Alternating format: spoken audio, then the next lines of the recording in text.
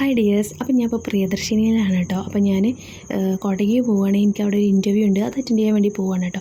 അപ്പോൾ ഇത് ഞങ്ങളുടെ റൂട്ടിൽ പോകുന്ന പ്രിയദർശിനിയാണ് കേട്ടോ. വളാഞ്ചേരി ടു പെരിന്തൽമണ്ണ, പെരിന്തൽമണ്ണ ടു വളാഞ്ചേരി കേട്ടോ. അപ്പോൾ ഇതൊരു 4-5 ദിവസം മുന്നേ എടുത്ത് വെച്ചിട്ടുള്ള വീഡിയോ ആണ് കേട്ടോ. 2 ദിവസത്തെ വീഡിയോ ആണ് കേട്ടോ. ഞാൻ ഒറ്റ ദിവസമായിട്ട് അപ്ലോഡ് ചെയ്യുന്നുണ്ട്. അപ്പോൾ അങ്ങനെ ഈ ഇൻ്റർവ്യൂവിന് മുന്നേ എനിക്ക് ഒരു ഓൺലൈൻ ഇൻ്റർവ്യൂ ഉണ്ടായിരുന്നു ഒരു 3 ദിവസം മുന്നേ. അത് കഴിഞ്ഞിട്ടാണ് കേട്ടോ ഇപ്പോൾ നേരിട്ടുള്ള ഇൻ്റർവ്യൂവിന് പോണത്. അപ്പോൾ അതൊക്കെ കഴിഞ്ഞതിന് ശേഷം പിന്നെ ഞാൻ ഉണ്ണേട്ടനെ വിളിച്ചിട്ടുണ്ടായിരുന്നു.